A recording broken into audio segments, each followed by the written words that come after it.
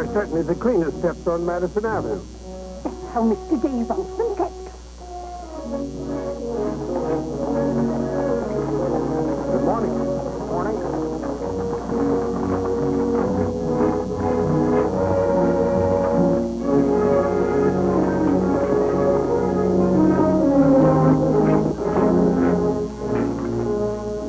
You're new here, aren't you? Just this morning. This is the way Mr. Day gets it. Get up.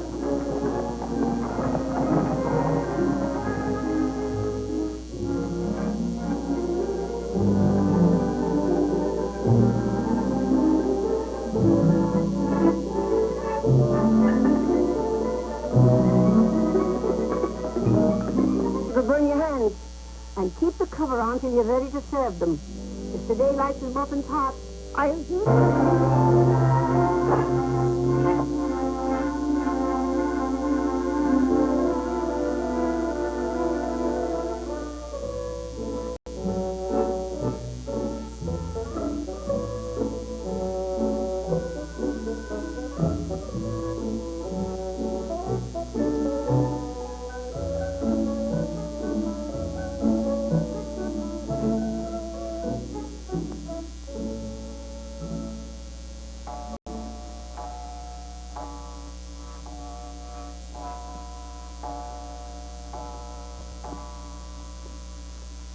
Annie, is the table set for breakfast? Yes, ma'am.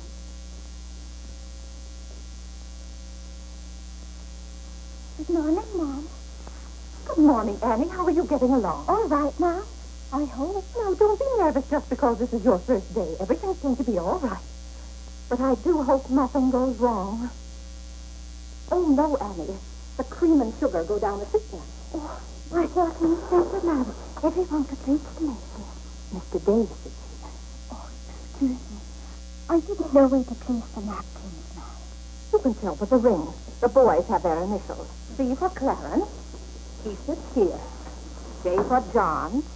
Here. W for Whitney. He sits over there, next to his father. And the one with the little dog on it is Harlan's, of course. He's the baby. The small plain one is mine. And this is Mr. Day's. It's just like mine, except that it got bent one morning. And that reminds me, Annie, always have Mr. Day's coffee piping hot. And whenever Mr. Day speaks to you, just say yes, sir. Don't be nervous. You'll get used to him.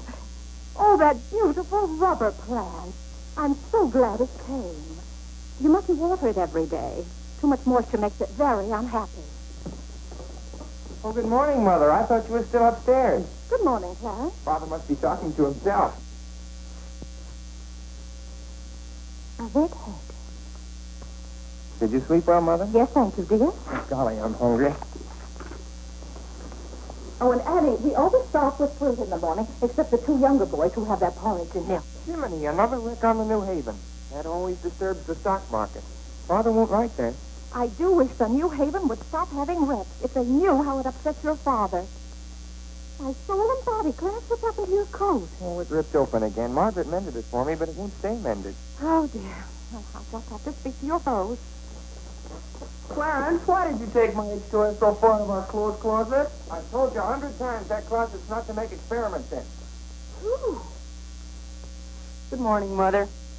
John, have you been making those chemical smells again? No, Mother. I'm making an electric battery. It'll ring a bell and everything. You know your father doesn't like electricity. But, Mother, everything's going to be electricity. Not in this house.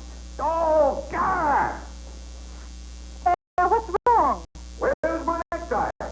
Which necktie? The one I gave you yesterday. It isn't pressed yet. I forgot to give it to Margaret. I told you distinctly I wanted to wear that necktie today. You I don't know what this world's coming to. Mother, may I have my breakfast early? I'm going to play baseball. Please. You let me pitch today. Good morning. Who won? The Giants, 7-3. Buck Ewing hit a home run. Let me see. Boys, don't into the paper before your father sees it. Mother, could you ask me my catechism now? I think I know it. Well, let's see. What is your name? Whitney Benjamin. Who gave you your... Doesn't help me down, Mother. That's to come Good morning, darling. Good morning, Mother. How's your finger? It's itchy. Good, that's the sign it's getting better. Come along. Oh, yes, the catechism. Who gave you your name?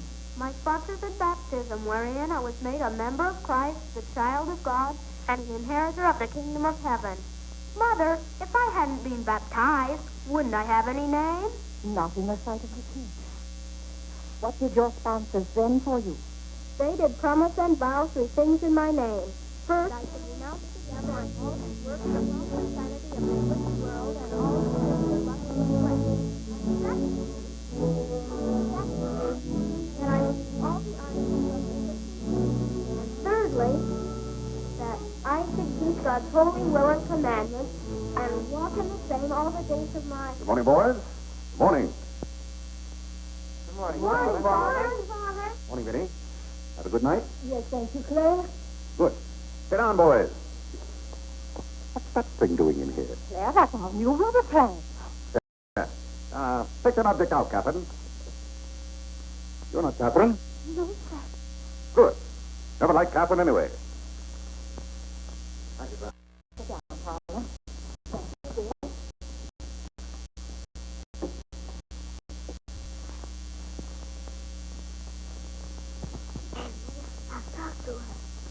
What did you say? Claire, that new suit looks very nice. Wrapped it tight.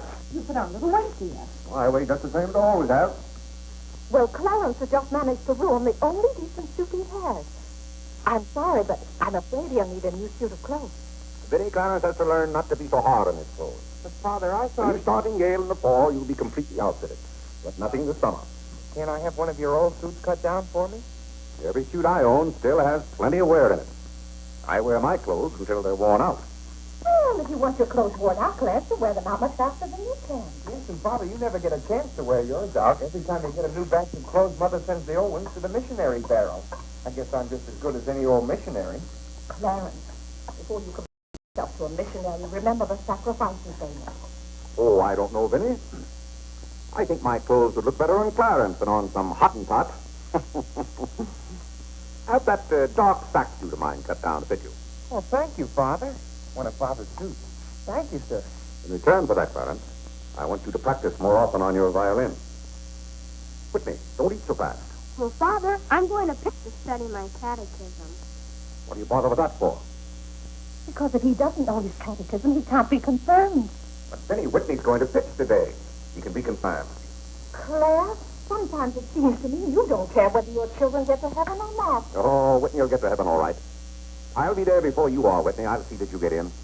Whitney, when we get to heaven, we'll organize a baseball team of our own. Good. They'd just like you to try and run things up there. Yeah, from all I've heard about heaven, it seems to be a pretty unfair. Probably use a good man like me. What makes you so sure they'll let you into heaven? Well, if they don't, I'll certainly raise that devil of a row. Claire, I do hope you'll behave when you get to heaven. Now, Vinny. What? Vinny, how many times have I asked you not to engage a maid who doesn't know how to serve properly? Claire, can't you see she's new and doing her best? How can I serve myself when she's holding that platter over my head? Hold it lower, Annie.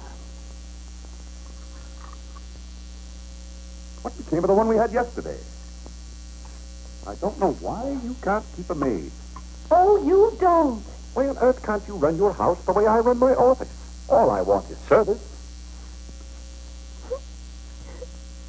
What the devil's that noise?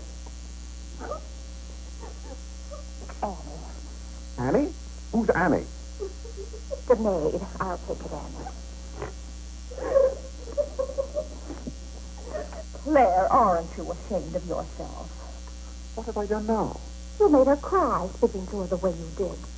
I never said a word to her. I was addressing myself to you. I do wish you'd be more careful. It's hard enough to keep a maid, and the uniform just fits this one.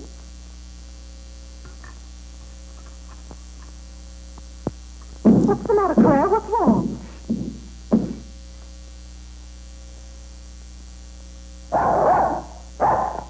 What in the name of... Well, where did you come from? Who do you belong to? He's mine, Father. Her name is Princess. Looks more like a prince to me. Won't you? Margaret, this bacon's good. Oh, Well, it's good. yes, sir. Marlon, how's that finger? Come here, let me see it. Yes, sir. Ah, yes, that's healing nicely. I guess you'll know the next time that cats don't like to be hugged. It's all right to stroke them, but don't squeeze them. Now go back and finish your oatmeal. I don't like oatmeal, Go on and finish it. It's good for you. but I don't like it. I'll tell you what you like and what you don't like. You're not old enough to know about such things. You know business not like oatmeal. It's good. I hate it. That's enough. We won't discuss it. Eat that oatmeal at once.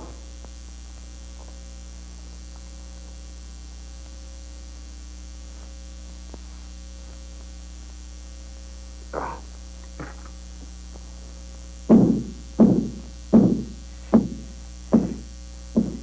John, that letter's for your mother. I finished my oatmeal, Father. May I be excused? Yes, Whitney, you may go. It's a good game. I will. Whitney? Yes, Mother. My catechism. Never mind this morning, darling. Run along. Thank you, Mother. What's wrong, Jim? Margaret, what is this? Coffee, sir. It is not coffee. You couldn't possibly take water and coffee beans and arrive at that. It's slop, that's what it is. Slop. Take it away. I come down to this table every morning hungry. Well, if you're hungry, Claire, why aren't you eating your breakfast? I am. Aunt Judith wants me to come up and visit her. Now, Vinny, I want no more relatives in this house. We're going to live here by ourselves, in peace and comfort. Claire, I was saying Aunt Judith wants me to visit her. Oh, Eat her oatmeal, dear. but what on earth is this? Dear friend Day, we are assigning you the exclusive rights to Staten Island for selling the Gem Home Pop-Up of popcorn. I think that's for me, Father. But then why isn't it addressed to Clarence Day, Jr.? Oh, it is. I wouldn't get mixed up in popcorn, Clarence. It's too indigestible. Confounded, another wreck on the New Haven. If you please, ma'am, there's $1 due in a package. It's from Lewis and Congers. Oh, yes, those kitchen knives I ordered. Make a memorandum of that, Vinny. $1, and whatever it was for. Poor Claire. I must have a record of what is spent running this house. I've never understood what good a record is after the money's gone. There's just $1, Margaret. Vinny, this house must be run on a business basis. Of course, dear. That's what the household accounts are for. Oh, Claire, it's 8:30. You don't want to be late at the office. Plenty of time. Annie, clear the table now. I'll do that. Clarence, John. You boys go up and move the small bureau from my room into yours. Who's coming? Cousin Cora, and she's bringing a friend with her, a young girl. A girl? You'll have to help entertain her, Clarence. Oh, Mother, do I have to? Wait till Father finds out we've got visitors. There'll be a rumpus. John, don't criticize your father. He's very hospitable. After he gets used to the idea. I like coffee, I like tea, I like the girls, and the girls like me. Well, I don't like girls, and they don't like me. Oh, God! Go on, boys, go on. What's the matter, Claire? What's wrong? How did that get in this room? Now, Claire, how was the new maid to know? Keep that abomination out of here. All right, I'll take it. Oh, Claire, dear, I'm afraid I'm going to need some more money. You were complaining about the coffee this morning. Well, that nice French drip coffee pot is broken, and you know how it got broken. Yeah, never mind that, Vinny. As I remember, that coffee pot cost $5 and something. I'll give you $6. When you get it, Vinny, enter the exact amount in the ledger. Of course, Claire. We can't go on month after month having the household accounts in such a mess. No, and I thought of a system that will make my bookkeeping perfect. Well, I'm certainly relieved to hear that. All we have to do is open charge accounts everywhere, and the stores will do my bookkeeping for me. Now, wait a minute, Vinny. Then, when the bills come in, you'd know exactly where your money had gone. Yes, I certainly would. Vinny, we get enough bills as it is. Claire, dear, you do hate those arguments we have every month. I certainly do. Not to have those, I should think, would be worth something to you. Well, I'll open an account at Lewis and Congers and one at McCreary's to start with. Thank you. We'll see how it works out. Thank you. Oh, the rector's coming to tea today. The rector? Well, I'm glad you warned me. I'll go to the club. Don't expect me home until dinner time. Claire, dear, I do wish you'd take a little more interest in the church. Getting me into heaven is your business, Vinny. If there's anything wrong with you. If you're there, Vinny, I'll manage to get in some way, even if I have to climb the fence. Come to me, sweet Mary. Margaret! Margaret! Oh, yeah! What's the matter, Claire? What's wrong? Crap. Oh, politics. Just finished taking the bread out of our mouths. Huh. Honest Hugh Grant. Honest. Fine mayor you turned out to be. If you can't run this city without raising taxes every 5 minutes, you'd better get out. Let someone who can. Richard Coker's running this town, and you're just his catspaw. Tell me this. Are these increased taxes going into public improvements, or are they going into graft? Answer me that honestly if you can, Mr. Honest Hugh Grant. You can't. I thought so. You were elected to office on the promise that you would put an end to all this thievery and corruption. Have you put an end to it? No. You've encouraged it. Every day there's some new raid on the public treasury. If you don't stop plundering the pocketbooks of the good citizens of New York, we're going to throw you and your boodle board of aldermen out of office. We as the owners of New York City are not going to tolerate these conditions any longer. We pay you a good round sum to watch after our interests, and all we get is inefficiency. I know you're an incomplete, and I strongly suspect you of being a scallywag. You're not going to escape your legal responsibilities. Legal responsibilities? By God, I mean criminal responsibilities. Don't think...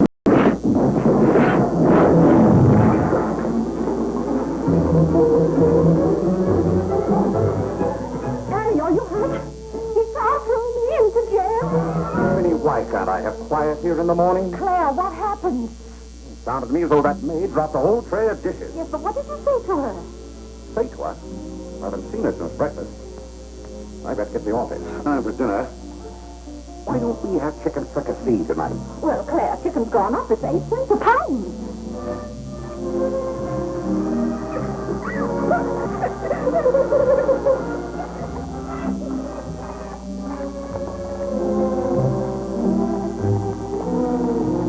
Where the devil's she going, dressed up like that?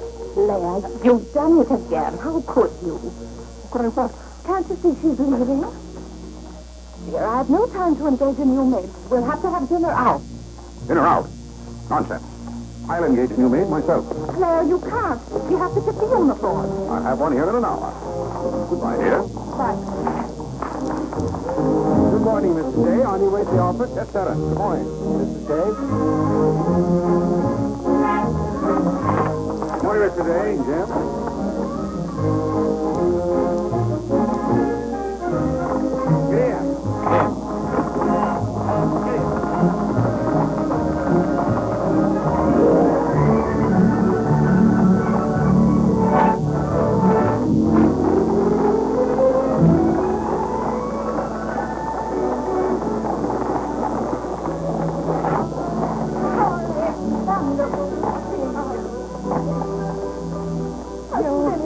You're getting younger and prettier every year. Oh, this is Mary Skinner. Aunt Skinner's daughter. My goodness, I never would have known you. Just leave your things out here and come right on in. I heard my father talk so much about you. Did he tell you how he used to dip my pigtails in the inkwell at school? What's the news in Pleasantville, Cora? Oh, Vinny, I have so much to tell you. We wrote you that Aunt Terry broke her hip. Yeah. That was the night that Robert Ingersoll lectured. Of course, she couldn't get there, but it was a good thing for Mr. Ingersoll she didn't. How do you do, Cousin Cora? Oh, Clarence. My. Oh, no, Cora, this is John. It's John. Why, how you've grown. You'll be a man before your mother. John, this is Mary Skinner. How do you do? How do you do? Vinny, everybody in Pleasantville sends their love. Grandpa Everett, Cousin Edith, Aunt Hattie, the Taylors. Oh, just everybody. Cora, how is Grandpa Everett? Oh, he hasn't been at all well. You know he only has one kidney, and that's floating.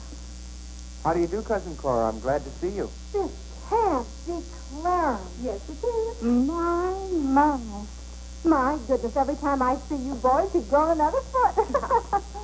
Let's see, you're going to St. Paul's now, aren't you? St. Paul's? I was through with St. Paul's long ago. I'm starting in Yale this fall. Yale? Oh, Mary, this is Clarence, Mary Skinner. How do you do? Oh, this is Mary's first trip to New York. Yes, it is. It's her first trip. We'll have to show Mary around. Oh, I tell you, I'll ask Mr. Day to take us all to Delmonico's for dinner tonight. Delmonico's? Think of that, Mary. Delmonico's. And Cousin Clara's such a wonderful host. Well, I know you girls want to freshen up, so come upstairs. Clarence, get their bags.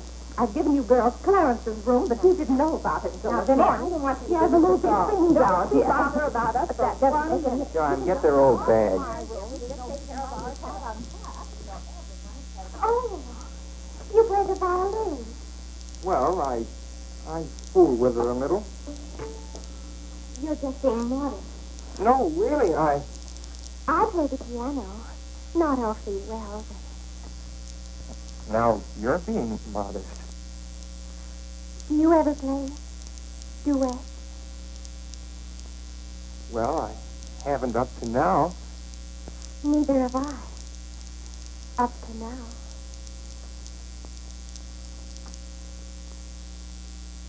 Cora didn't tell me about you.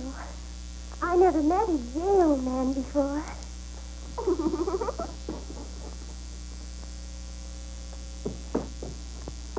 What's happened to you? Nothing. I feel fine.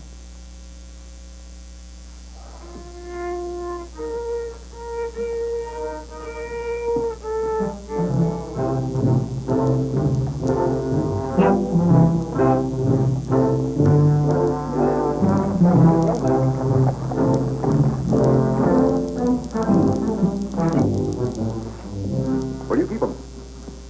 You wish a domestic servant? Where do you keep them? I will take your name and address. Confound it, I'm late at the office now.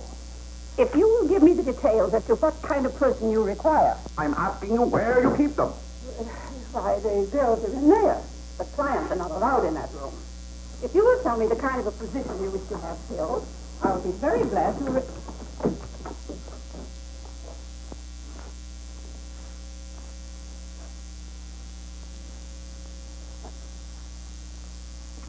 Stand up, please. Sir, this is quite against the rules. I must know what you want the girl for. I'll take that one. What's your name? Hilda, sir. Hilda, you go right over to 420 Madison Avenue. I will, sir. That's all, thank you. Sir, before I can let any girl go from this establishment, I must know the character of the home in which she will be employed. Madam, I am the character of my home. My duty toward my neighbor is to love him as myself and to do unto all men They should do unto me. as they should do unto me.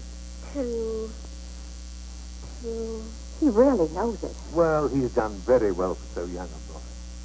May I go now? Yes, darling. Thank you, Dr. Lloyd. Not at all. Come on, Howard. Oh, you and Mr. Day must be very proud of your children. I was hoping I'd find Mr. Day at home this afternoon. Well, he's usually home from the office by this time. Perhaps he's gone for a gallop in the park. It's such a fine day. He's very fond of horseback riding, I believe. Oh, yes. Tell me, has he ever been thrown from a horse? Oh, no horse would throw me today. I just thought he might have had some accident. I noticed he never kneels in church. Oh, that's no accident. But I don't want you to think he doesn't pray. He does. Why, sometimes you can hear him all over the house. But he never kneels. Ah, perhaps that's Mr. Day now. I hardly think so. Oh, the devil, I forgot. Claire, you're just in time for tea. I'll send for some hot water. How are you, Dr. Lloyd? It's a great pleasure to have a visit with you, Mr. Day. Mother, are they back yet? No, Clarence, no. Except for a brief glimpse on the Sabbath, I don't see much of you. Well, Claire, did you have a busy day at the office? Devilishly busy. Claire. A very busy day. Tired out. How a man can get tired just sitting at a desk all day, I don't know. I suppose Wall Street is just as much a mystery to you as it is to me, Dr. Lloyd. No, it's all very clear to me. My mind often goes to the businessman. The picture I'm most fond of is when I envision him at the close of the day's work. I see him pausing his toil, and it comes over him that all those figures of profit and loss are without importance or consequence. Vanity and dust. Well, aren't the... Claire? Yes, Delia, some more hot water, please. Yes, Who's that? what do you mean? Where's the one I sent this morning? The uniform didn't fit. I like the one I picked out better. Claire, Dr. Lloyd wants to tell us about the plans for the new edifice. The new what? The new church. You knew we were planning to build a new church. Of course, we're going to have to raise a large sum of money. Well, personally, I'm against the church hopping, skipping, and jumping all over the town. So any contribution I make will have to be a small one. The amount everyone is to subscribe has already been decided. Who decided it? After considerable thought, we voted that our supporting members should each contribute a sum equal to the cost of their pew. I paid $5,000 for my pew. Yes, Claire, that makes our contribution $5,000. That's robbery. Do you know what that pew is worth today? $3,000. That's what the last one sold for. I've taken a dead loss of $2,000 on that pew already. Frank Baggs sold me that pew when the market was at its peak. He knew when to get out. And I'm warning you, Vinny, if the market ever goes up, I'm going to unload that pew. Clarence Day, how can you speak of the temple of the Lord as though it was something to be bought and sold on Wall Street? Now, Mrs. Day, your husband is a practical man. We've had to be practical about the new church. We have all the facts and figures. Oh? What's the property worth where we are now? Oh, let's see. Is it $40,000? I know the figure has a 4 in it. What's the new piece of property going to cost you? I think the figure I heard mentioned was $85,000. Or was it $185,000? Dr. Lloyd, you preach that someday we'll all have to answer to God. We shall indeed. Well, I hope God doesn't ask you any questions with figures in them. Mrs. Day is in the living room. Thank you. It's Cousin Cora. She's passing through town. Oh. Well. Oh, hello. Hello. Hello. Thank you for helping me. Come, Mary. Oh, Vinny, what a day. We've been in every shop in town. Why, Cora, my. you're as welcome as the flowers in May. It has been fine to meet you. Well. Meet my favorite cousin, Miss Cartwright. How do you do? do? And Mrs. Mary Skinner. And I'll just run along. Goodbye, Dr. Lloyd. Goodbye, Miss Carter. Goodbye. Goodbye, Clarence, you haven't said how do you do to Dr. Lloyd. Goodbye, Dr. Lloyd. Goodbye, everybody. I'll go to the door with you, Dr. Thank you, Lloyd. and thank you so much for tea. There's nothing but delicious. Who did you say this pretty little girl is? She said Skinner's daughter. It's Mary's first trip to New York. Have some tea. We had tea downtown. Oh, never mind then. Stay to dinner. That's all arranged, Claire. Cora and Mary are going to have dinner with us. Fine. Of course, you just have to take potluck. Well, I'd hardly call it pot. Claire, did you know the girl Fine. Now, how long are you going to be in New York, Cora? all week? Splendid. We'll hope to see something of you. Well, these packages can't be opened in front of Cousin Claire. Shall I leave the room?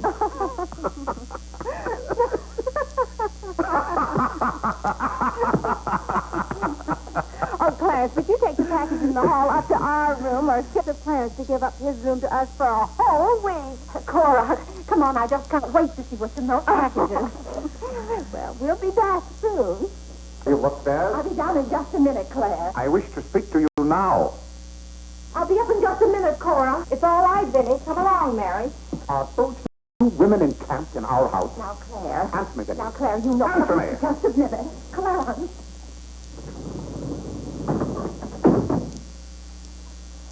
Now, Claire, you know you've always been fond of Cora. What has that to do with her planking herself down in my house and bringing hordes of strangers with her? How can you call that sweet little girl a horde of strangers? Why don't they go to a hotel? New York is full of hotels. The express purpose of housing such nuisances. Claire, two girls alone in a hotel. Why, who knows what might happen to them? All right, then put them on the first train.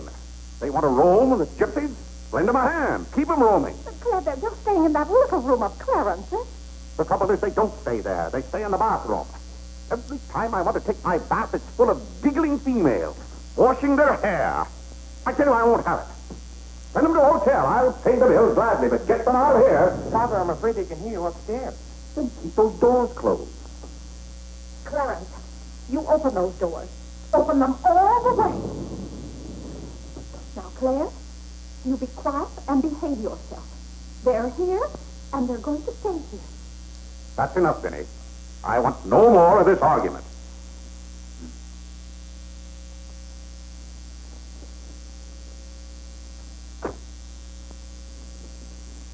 Oh, what I don't understand is why this swarm of locusts always descends on us without any warning. Oh, thunder.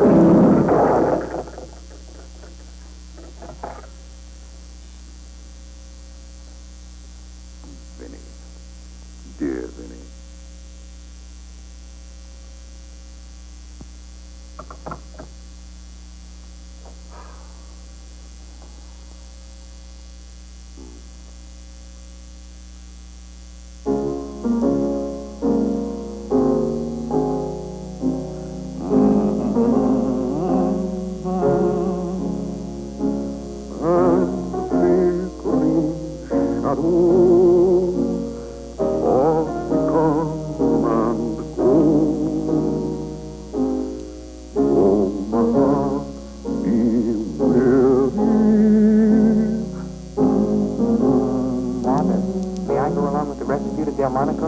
What's that, Delmonico's? You're taking Mother, Cousin Cora, and Miss Skinner to Delmonico's for dinner tonight.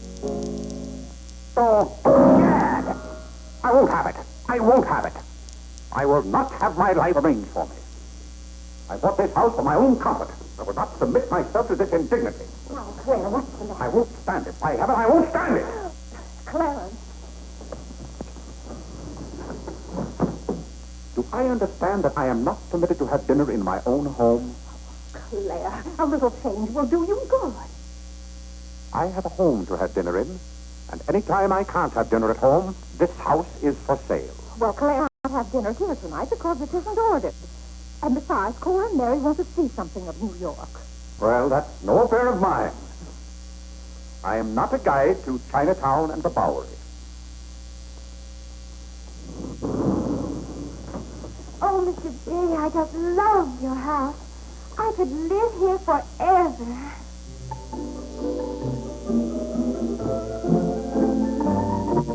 Cora's waiting for you, Mrs. J. Oh, yes, I'll run right up.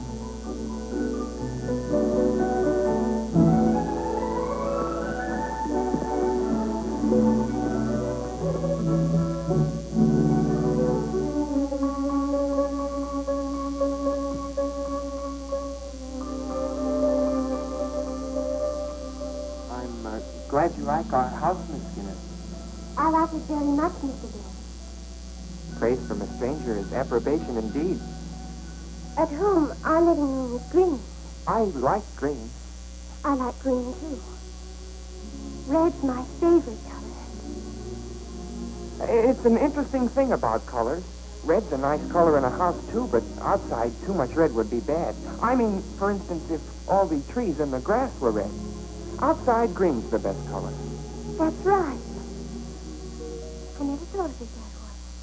But when you do think of it, it's quite a thought. I bet you make your mark at Yale. Oh. My mother wants me to go to college. Do you believe in girls going to college? Well, I guess it's all right if they want to waste that much time before they get married, I mean. I'm glad you're fond of music, Mr. Dale. Oh, look, a new youth companion. John enjoys the youth companion. John. Won't you sit down? Oh, thank you. It tells all about connecting batteries in series. John, Miss Skinner and I were talking. Oh, that's all right. You won't bother me. Jiminy, there's where I made my mistake. I didn't mix enough blue vitriol with it.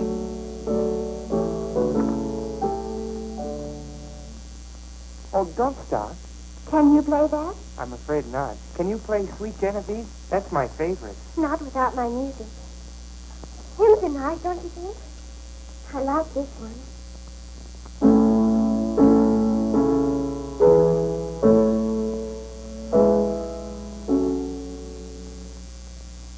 That's funny. The words are the same, but it's the wrong tune. Oh, it can't be the wrong tune. We sing it exactly that way in church. We don't sing it that way in the Methodist church. You see, we're Methodists. Oh, that's too bad. Oh, I don't mean it's too bad that you're a Methodist. Anybody's got a right to be anything they want, but what I mean is, we're Episcopalians. Yes, I know. Anyway, the words are the same. Shall we begin?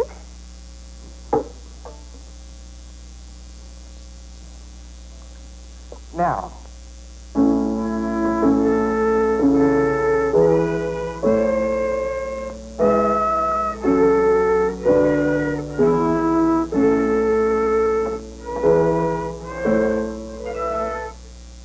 Oh, dear. Well, what's wrong?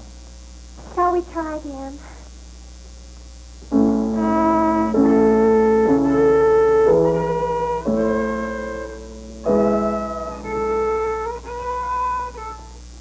It must be my fault. Oh, no, it's my fault. No, you're the Episcopalian.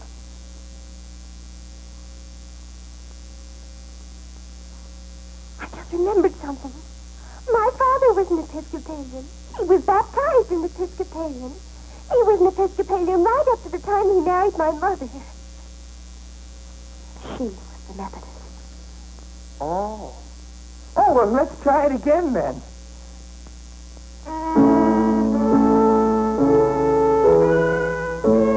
Well, Clarence, if you're going to Delmonico's with us, you'd better get dressed. Am I going to? Jiminy. Thanks, Father. Be ready in just a minute, Mother. Vinny, that young lady looks about the same age you were when I came out to Pleasantville to rescue you. Rescue me? You came out there to talk me into marrying you. It worked out just the same.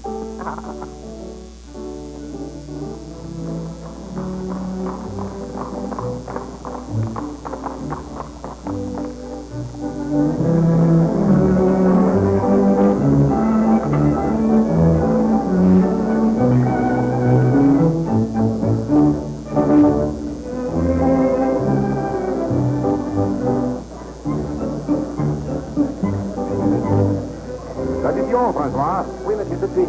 Louis, l'addition pour monsieur Day. Oui, monsieur. Tout de suite. C'est ce diable effet de lecture. Merci, monsieur. Je suis content que monsieur soit satisfait. Merci, monsieur. Bon. Claire. Oui. No cooking like the French. Claire, it was so nice of you to invite Cora and Mary here their first night. It's been a pleasure. Mr. Day, have you always been an Episcopalian? I've always gone to the Episcopal Church, yes. But you weren't baptized in Methodist or anything, were you? You were baptized in Episcopalian? Come to think of it, I don't believe I was ever baptized at all.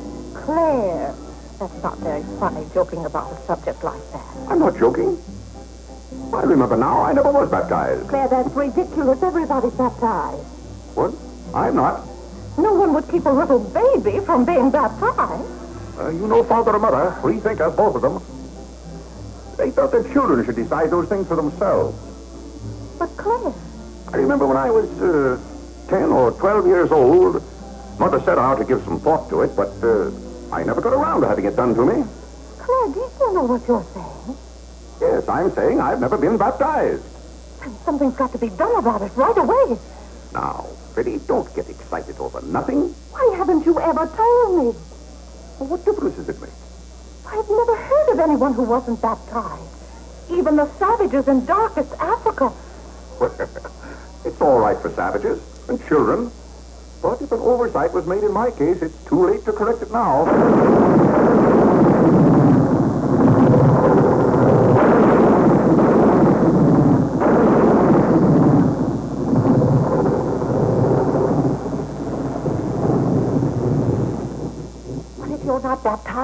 you're not a Christian. I confound it, of course I'm a Christian. A mighty good Christian, too. A lot better Christian than those psalm singers in church. But you can't be if you won't be baptized. I won't be baptized, and I will be a Christian. I'll be a Christian in my own way. Claire, don't you want to meet us all in heaven? Of course. And I'm going to. But you can't go to heaven if you're not baptized. Now, that's a lot of falderall. Clarence Day, don't you blaspheme like that. You're coming to church with me before you go to the office in the morning and be baptized then and there. Vinny, don't be ridiculous. If you think I'm going to stand there and let Dr. Lloyd splash water on me at my age, you're mistaken. No, I'm sleepy. Good night, Vinny.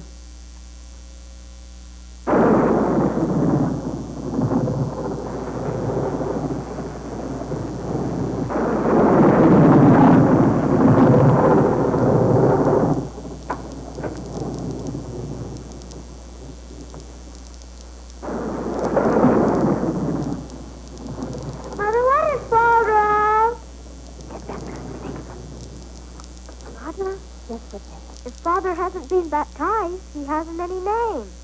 In the sight of the church, he hasn't any name. That's right. Maybe we're not even married.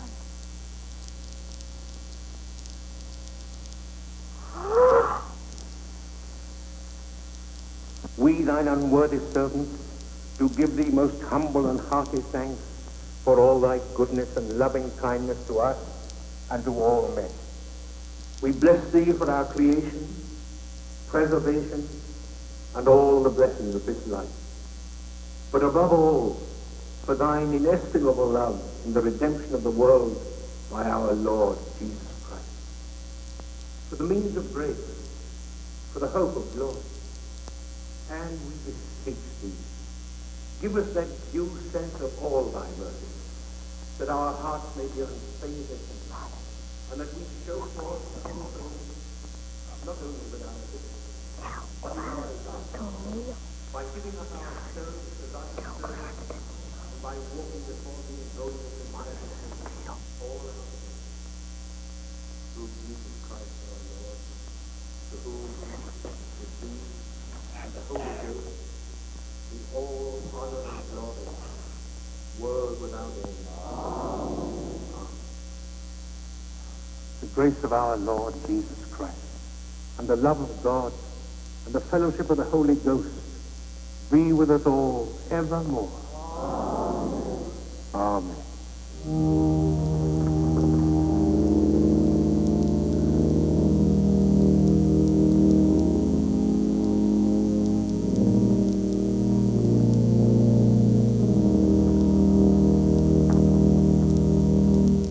And so, my friends, what comfort and security it gives us when we have reached the age of understanding to know that the rite of baptism has not been neglected in our infancy or youth. Can you imagine any man who has reached maturity with the knowledge that he had never been baptized, failing to hasten to the holy font that his soul might be saved? As it says in the baptismal office, except a man be born of water and of the Spirit, he cannot enter into the kingdom of God. He that believeth and is baptized shall be saved, but he that believeth not shall be damned. What's that follow up to? It can't be. Which also showeth us the great benefit we reach thereby. He that is baptized showeth great benefit, but he that believeth not cannot enter into the kingdom of God. For the promise is to you, to your children. Doubt ye not, therefore, but earnestly believe.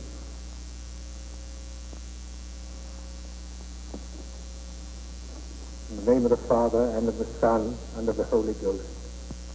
Amen. Amen.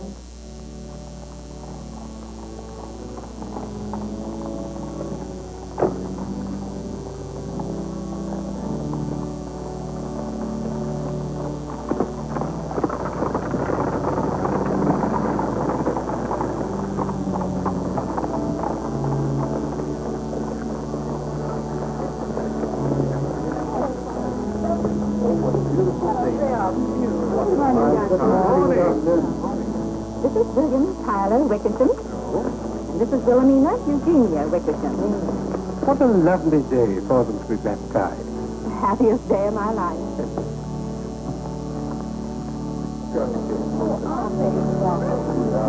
Thank you, Mrs. Dale.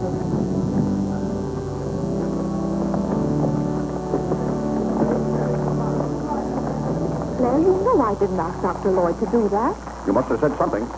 Well, I had to find out from him if we were really married. I am married and I'm not baptized. And as far as I'm concerned, the whole congregation can know it. They certainly know it now. That suits me. I don't go to church to be preached at as though I were some lost sheep. Claire, you don't seem to understand what the church is for. Minnie, if there's one place the church should leave alone, it's a man's soul.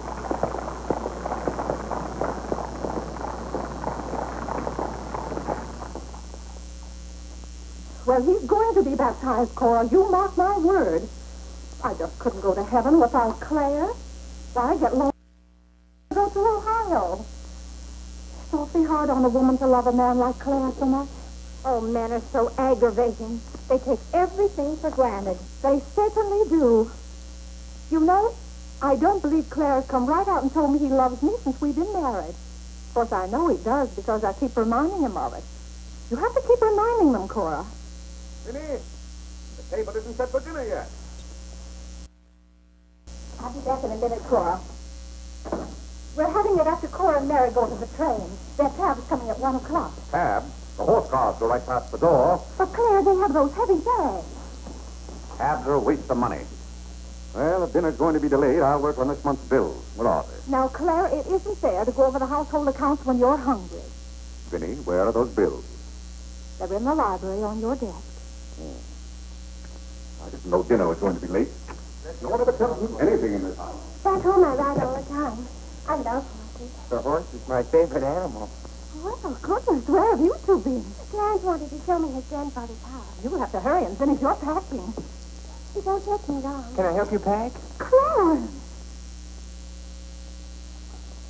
Clarence? Why didn't you kneel in church today? I just couldn't. If it's because your father doesn't kneel, you must remember he wasn't brought up to kneel in church. But you were. Has it anything to do with Mary? I know she's a Methodist. Oh, no, Mother. Methodist kneel. Mary told me. They don't get up and down so much, but they stay down longer. Clarence, you want to kneel, don't you? Oh, yes, I wanted to kneel today. I tried. You saw me try, but I just couldn't. Is that suit of your father's too tight for you? No, it's not too tight. Well, what is it? Mother, very peculiar things have happened to me since I started to wear this suit. I can't seem to make these clothes do anything Father wouldn't do. Oh, that's nonsense, Clarence. And not to kneel in church is a sacrilege. Making Father's trousers kneel seemed more of a sacrilege. Clarence! Do you know what happened at Dora Wakefield's party for Mary last night? We were playing musical chairs, and some girl sat down suddenly right on my lap. Well, I jumped up so fast she almost got hurt. She was sitting on Father's trousers. Oh, Mother, I've got to have a suit of my own. My soul and body. Well, you'll just have to talk to your father about it. I'm sure if you approach him the right way, you know, tactfully, he'll see. Oh, excuse me. Gracious. It didn't take you very long. Well, I'll see about your box lunch for the train. Remember, it's Sunday.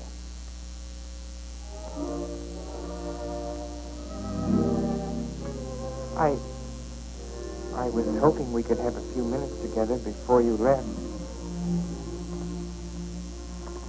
Cora had so much to do, I wanted to get out of her way. Well, didn't you want to see me? I did want to tell you how much I've enjoyed our friendship. Oh, hello. Mother told us to sit in the living room till dinner's ready. Not on the best sofa. Well, Have you ever been out on our porch? oh, yes. Well, let me show it to you. It's awfully hard to grow up in a family with children. My, I've never known a week to pass so quickly. Why, Yes? Yes? You're going to write me when you get to Springfield, aren't you? Of course. If you write me first. But you'll have something to write about, your trip and Aunt Judith and how things are in Springfield. You write me as soon as you get there. Maybe I'll be too busy. Maybe I won't have time. Well, you find the time. Let's not have any nonsense about that. You'll write me first and you'll do it right away, the first day. How do you know I'll take orders from you? I'll show you. Give me your hand. Why should I? Give me your hand, confound it. What do you want to say? I just wanted to. What are you thinking about? I was just thinking. About what? I was hoping he'd write me first, because that would make me like him. Well, what's my writing first got to do with liking you? You do like me, Jen. Of course I do. I like you better than any girl I ever met. But you don't like me well enough to write first. Well, I don't see how one thing's got anything to do with the other. But a girl can't write first because she's a girl. Well, that's nonsense. If a girl has something to write about and a fellow hasn't, there's no reason why she shouldn't write first. You know, the first few days I was here, you do anything for me. And then you change. You used to be a lot of fun. Then all of a sudden you turned into an old sober side. Why, you even dress like an old sober side. What's the matter? I just happened to remember something. What? Oh, I know. It's because this is the last time we'll be together. Mary, please. But, Clarence, we'll see each other in a month when I come back. Oh, Clarence, please write me first, because that'll show me how much you like me. Please. I'll show you how much I like you. Get up, get up! Oh, Mary, don't do that. Please don't do that. No, you're so bold and forward, girl. Oh, no, it's not that. Oh, is it because it's Sunday? No, it'd be the same any day. Oh, you just didn't want me sitting on your lap. Oh, it's nice of you to do it. It was nice of you, so you told me to get up. You just couldn't bear to have me sit there. Oh, what do you mean, write me first? You need writing any letters at all. Because I'll stand around without holding you. I never want to see you again. Oh, Mary.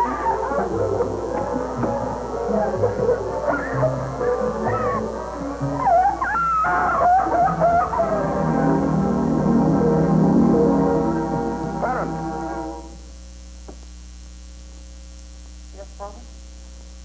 That young lady's crying. I'm sorry, Father. It's all my fault. Nonsense. What's that girl trying to do to you? Oh, no, she wasn't. It was... I have to have a new suit of clothes. You've got to give me the money for it. Young man, do you realize that you're addressing your father? I'm sorry, Father. I apologize. But you don't know how important this is to me.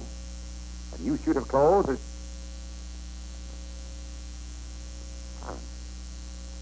Has your need for a new suit of clothes... That comes as quite a shock to me. What does, Father? You're being so grown up. Still, I might have known if you were going to college this fall. Yes, you're at the age when you'll be meeting girls. Clarence, there are things about women that I think you ought to know. Sit down.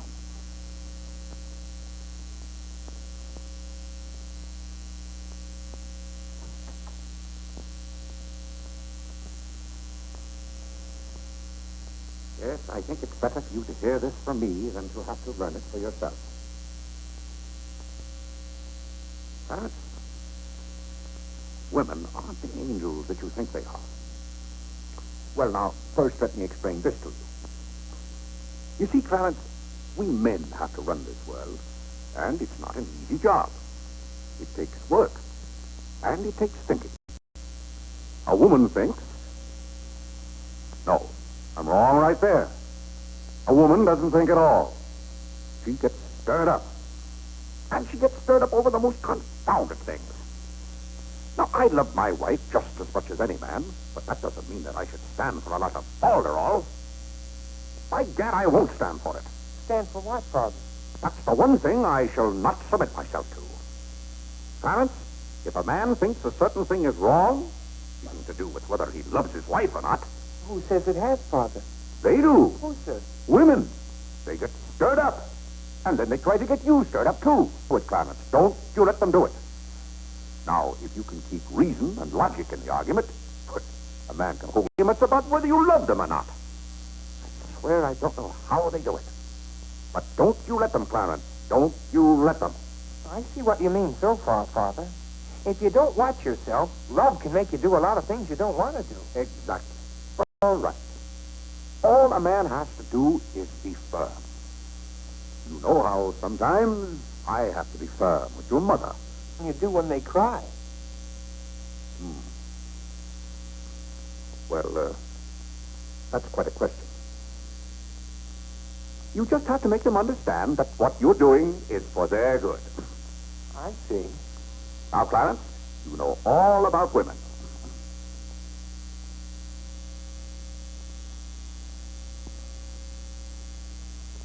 But, Father, Yes, Clarence? I thought you were going to tell me about About what? women. Clarence, there are some things gentlemen don't discuss.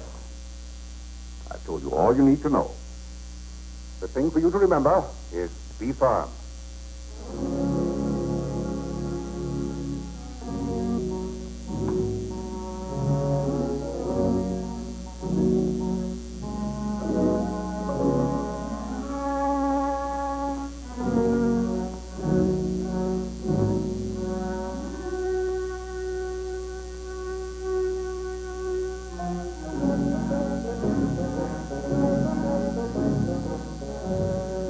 Mary, when you get to Springfield, the very first thing you...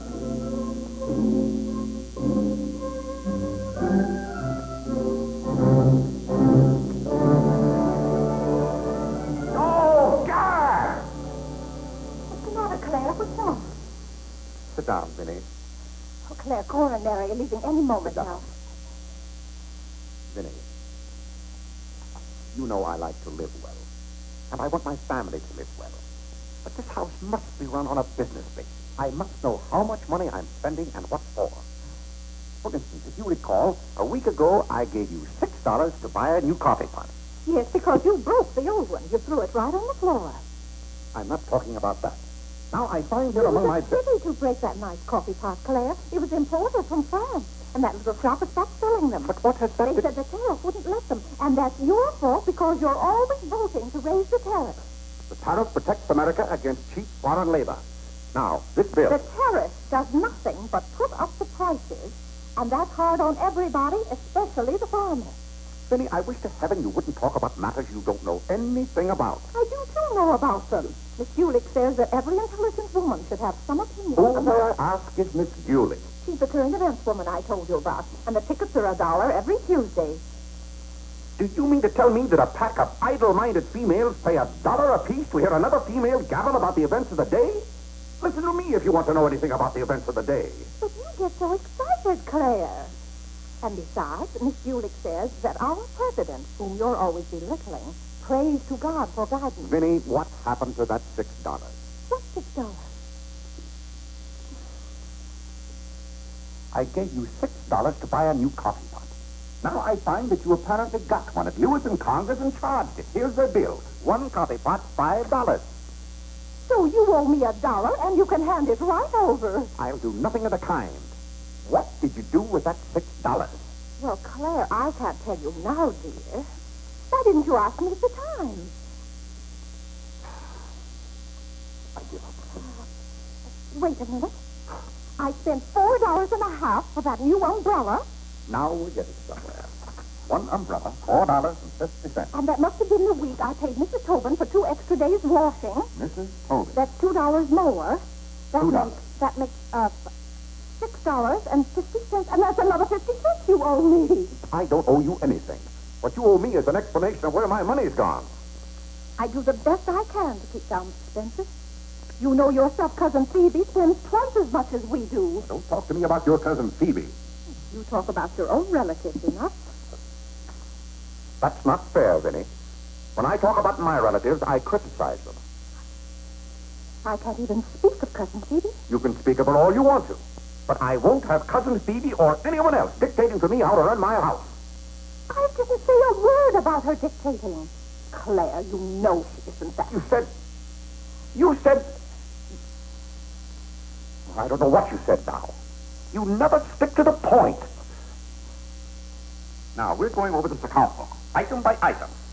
I find here a bill for $38. I don't know what you expect of me. I tire myself out chasing up and down those stairs all day long, trying to look after your comfort, to bring up our children. I do the mending and the marketing. Now you want me to be an expert bookkeeper, too.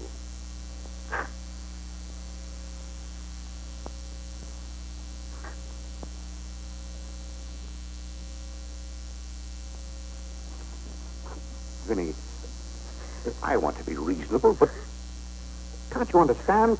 I'm doing all this for your own good. Oh.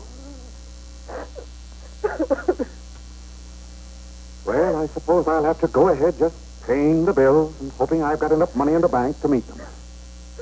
But it's all very discouraging. I'll try to do better, Claire. Well, that's all I'm asking. Well, I'll take out the checks and sign them. But, maybe I haven't any right to sign those checks since in the sight of the Lord I haven't any name. That's right. Claire, to make those checks good, you'll have to be baptized right away. Vinny, the bank doesn't care whether I've been baptized or not. Well, I care. And no matter what Dr. Lloyd said, I'm not sure we're really married.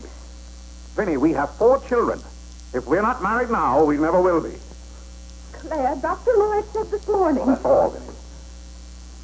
Hadn't you better go tell Whitney to watch for the cab? Not before you give me that $1.50. What $1.50? The $1.50 you owe me. I don't owe you any $1.50. I gave you money to buy a coffee pot for me, and somehow it turned into an umbrella for you. But Clarence Day, what kind of man are you? Quibbling about $1.50 when your immortal soul is in danger. And what's more... All right. All right, all right.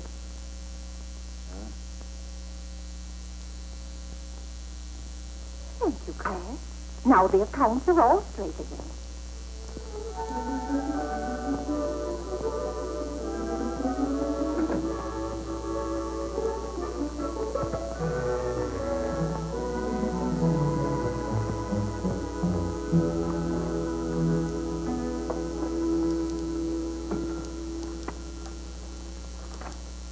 What were you doing down there? I'm setting up this new burglar alarm. I invented it myself.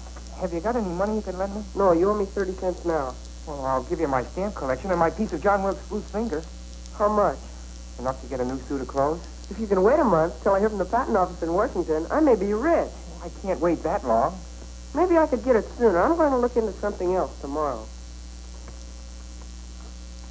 Wanted an energetic young man to sell household necessity. Liberal commission. Apply 312. But John, let me have this job. Why should I give you my job? They're hard to get. But I've got to get a new suit of clothes. Maybe I could get the job for both of us. I'll ask the man.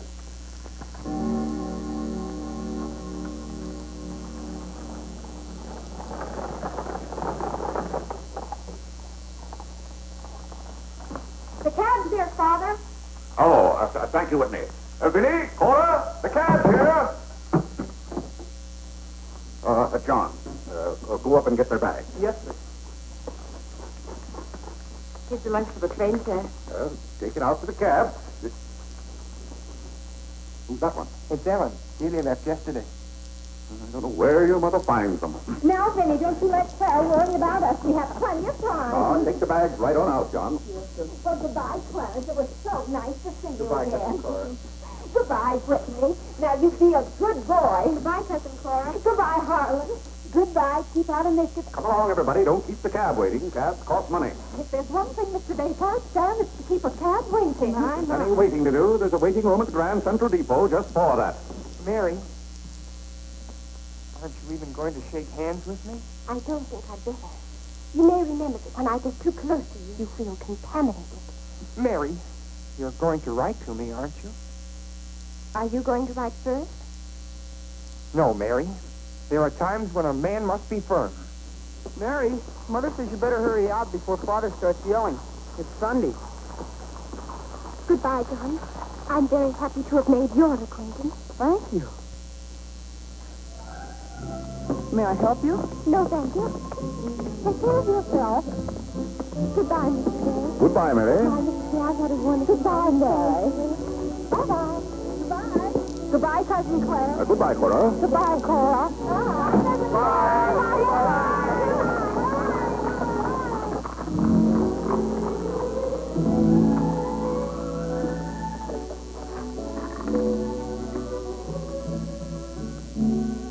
Dear Mary. My duty toward my neighbor is to love him as myself, and to do to all men as I would they should do unto me. Has Father gone to the office yet? Come on, let's go to the ball field. I've got to guard this box till John comes back. It's his burglar alarm. It wouldn't work, so he fixed it. We're going to put it back in the dining room after Father goes to the office. Are there burglars around? Everywhere. Oh. To love, honor, and succor my father and my mother. Why do you have to learn that? Because if I don't, I'll go to hell. Father's going to hell. He is not. Yes, he is, because he isn't baptized. He'll go to hell and burn for 1,000 years. He won't. He won't. He'll be in a lake of fire and brimstone, and 1,000 devils with pitchforks will be poking at him. No, Mother, don't let the Father will hear you. No, I don't. Come on, you faithful.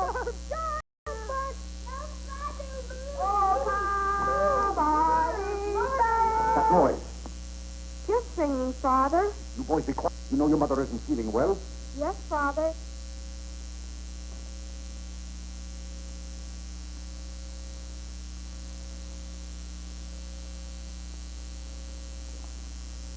What did your mother say? She said she doesn't want any breakfast. Now, why did your mother do that to me? You know, hey, when she doesn't come down to breakfast. I sent you delivery, sir. Thank you. Well, John had his breakfast early, Father, and went out to see about something. See about what? Well, John and I thought we'd work this summer and earn some money. Good. Work never hurt anyone. It's good for them. But if you're going to work, work hard. King Solomon had the right idea about work. Whatever thy hand findeth to do, Solomon said, do thy doggonedest.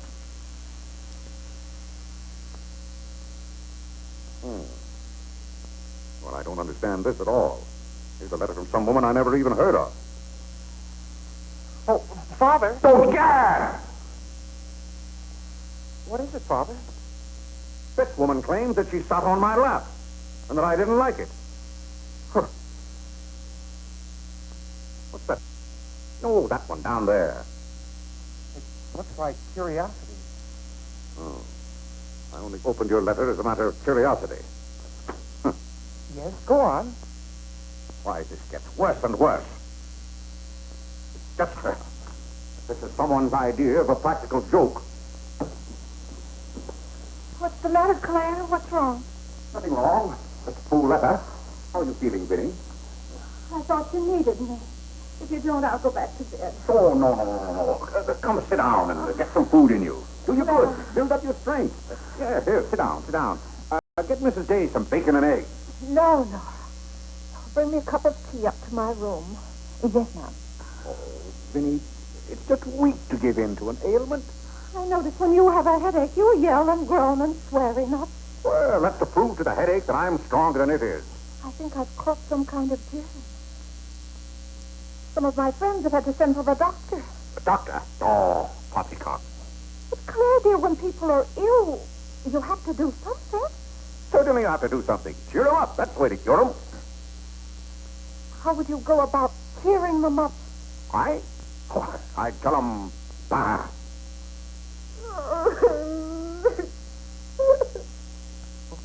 have I done now? Oh, Claire, hush up.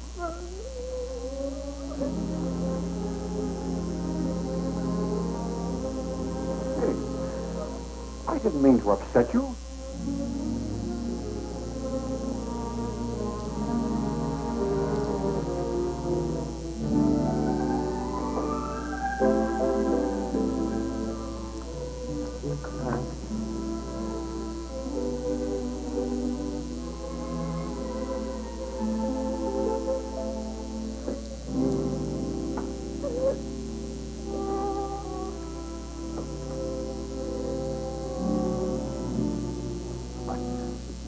I was just trying to help you. You know, when you take your bed, I have a confounded lonely time around here. So when I see you getting it into your head that you're not feeling well, I want to do something about it. Just because some of your friends are giving into this, no reason why you should imagine you're ill. Claire, stop. Get out of this house. Go to your office.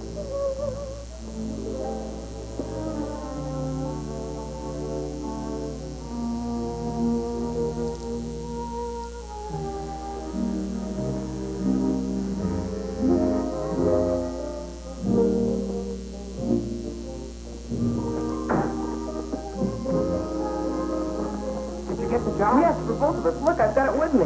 What is it? Medicine. Medicine. You took a job for us to go out and sell medicine? But it's wonderful medicine.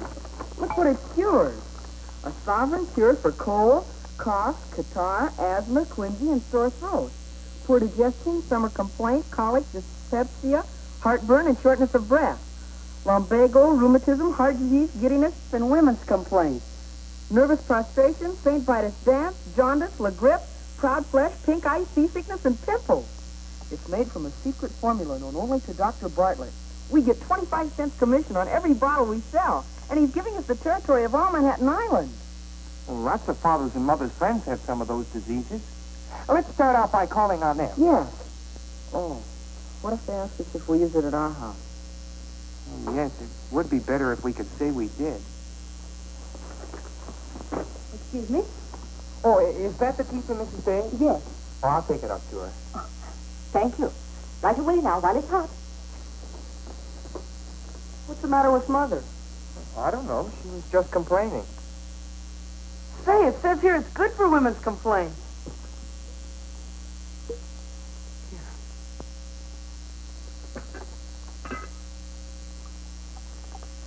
Chesapeake and Ohio and 8. New York Central, 3/4. I'd like to see Mr. Day about those Morrison Essex bonds. They're very busy this morning. You'll have to wait.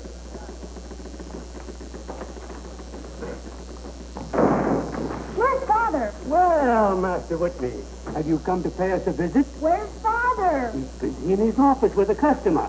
Master Whitney!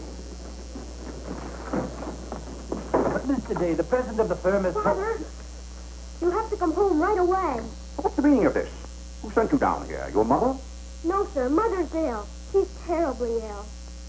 Did the doctor send you for me? No, sir. It was Margaret. Margaret? Margaret sent you to come home right away and no nonsense. Perkins, go down and stop the first cab you see. Cab, sir? Are you, Mr. Day? Yes, I want a cab. And no nonsense. I'm sorry, Mr. Hopkins.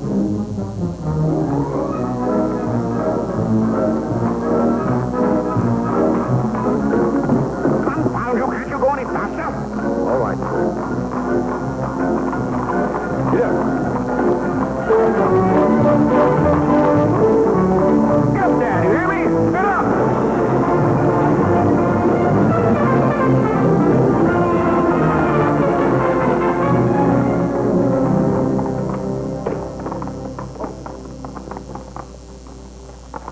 Oh, Doctor, how is Mrs. Day? She's a pretty sick woman. Well, what's wrong with her? Well, do you know or don't you? What did Mrs. Day have for breakfast this morning? Not a thing. I tried to get her to eat something, and she wouldn't. I can't understand it. Understand what? Violent attacks of nausea. It's almost as though she were poisoned. Poisoned? Let me take your cab. I'll try not to be gone more than 10 or 15 minutes. And, Mr. Day, you're not to go into a room. You'd better get her well. Right away, or you'll hear from me. Turn west on 47th Street. Yes, yes.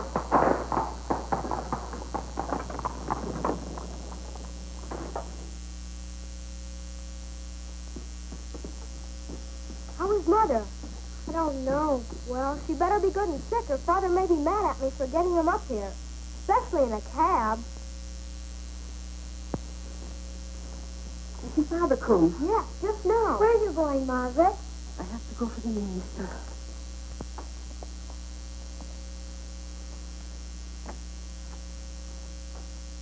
I guess the minister's coming to baptize Father, so I won't have to go to hell. You can't be baptized in a house. You've got to have water. We have lots of water. Not the right kind.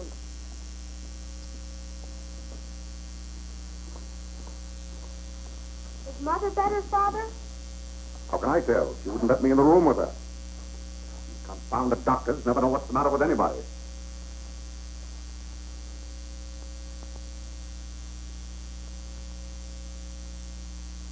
Father,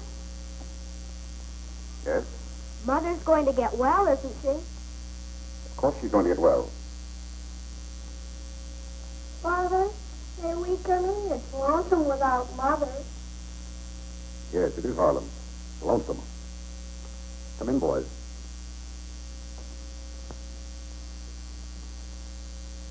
What have you been doing, Harlem? Nothing. They won't let me upstairs. What about you, Whitney? I was supposed to learn the rest of my catechism. Will you hear me, Father? Yes, Whitney, I'll hear you. Start here. How many parts are there in a sacrament? 2. The outward visible sign and the inward spiritual grace. What is the outward visible sign or form in baptism? Water, wherein the person is baptized in the name of... You haven't been baptized, have you, Father? Whitney, what is the outward visible sign? Water, wherein the person... You don't know it well enough, Whitney. You'd better go and study it some more. You want me to read to you, Harlan? Father, are they going to put you into hell? Whitney, take Harlan with you.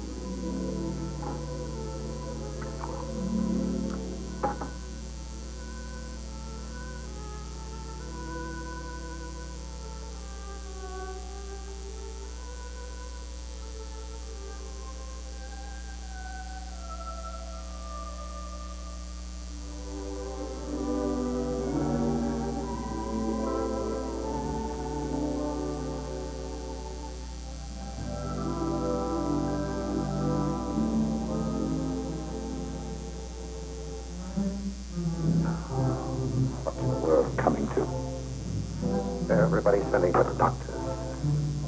Doctors don't do you any good. Only make you feel worse. All poppycock. Who's ringing that bell? Stop that noise! Stop it, I say! What idiot's ringing that bell? Mr. Dick, we must all be quiet. Mrs. Day's really ill. I know she's ill. Go up and see if she needs anything. And what are you doing out of the house? Send for the minister. The minister? He'll be right in. He's paying off the cash.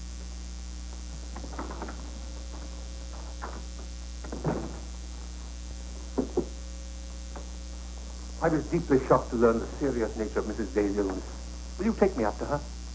She's resting now. She can't be disturbed. The doctor will be back in a minute. Mrs. Day has been a tower of strength in the parish. Everyone liked her so much. Yes, she was a fine woman. I wish to heaven you wouldn't talk about Mrs. Day as if she were dead.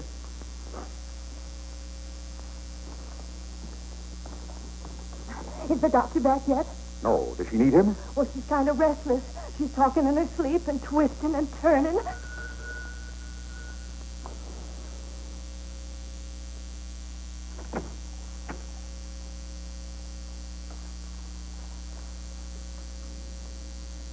Well, Doctor, it seems to me that was a pretty long 10 minutes. See here, Mr. Day, if I'm to handle this case, how can you handle it if you're out of the house? Who is this? It's Dr. Summers. How do you do? I felt that Mrs. Day's condition warranted my getting Dr. Summers here as soon as possible for consultation. I hope that meets with your approval. Yes, of course. Anything that can be done.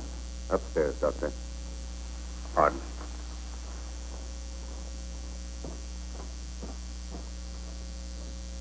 Mrs. Day is in good hands now, Mr. Day. There's nothing you and I can do at the moment to help. Dr. Lloyd. Yes? There's something that's troubling Mrs. Day's mind. Oh? I think you know what I refer to. Yes. You mean the fact that you've never been baptized? Yes, I gathered that you knew about it from your sermon last Sunday. But let's not get angry. I think something had better be done about it. Yes, Mr. Day?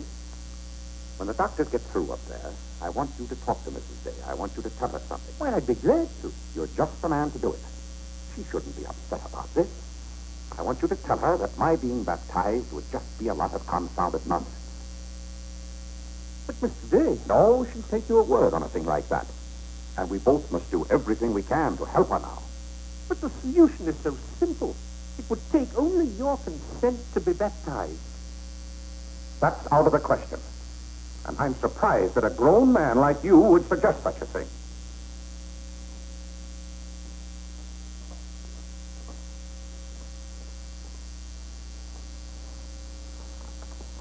Well, Doctor, how is she? What have you decided? Is there a room we could use for our consultation? Yes, my library, Doctor. Dr. Summers, this isn't serious, is it? After we've had our consultation, we'll talk to you, Mr. Day. But surely... Rest assured, Dr. Summers will do everything that is humanly possible. We'll try not to be long.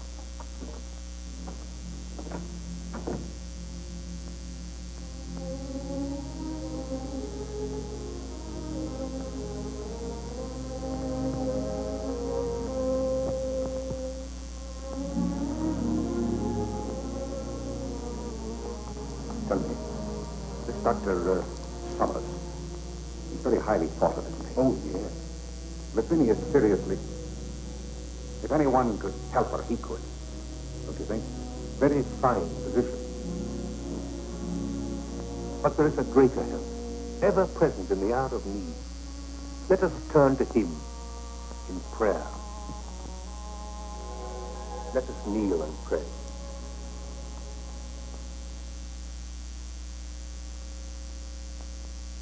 Let us kneel and pray.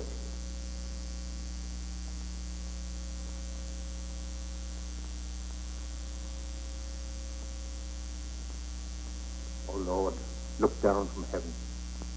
Behold, visit, and relieve this thy servant who is grieved with sickness. Have mercy on her, O Lord.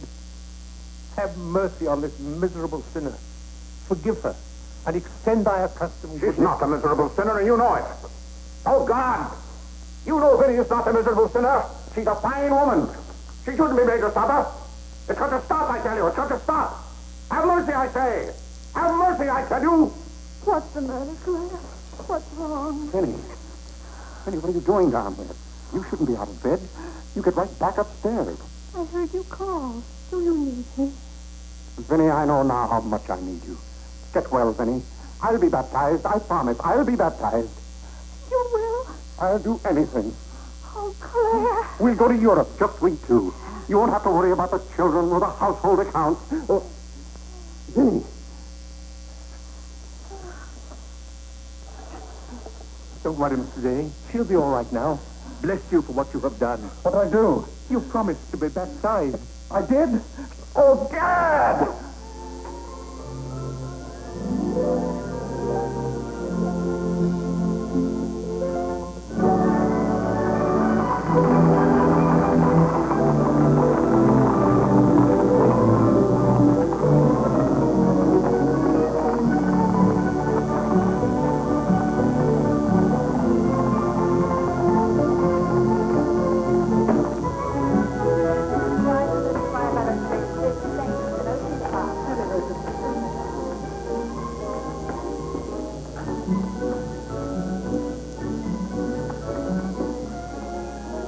Isn't it drafty here, Mother? Shall I get your coat, Mother? No, thank you. must take cold. I'm quite comfortable, thank you. Come on now, let's stay together, Holland. Don't you get lost again.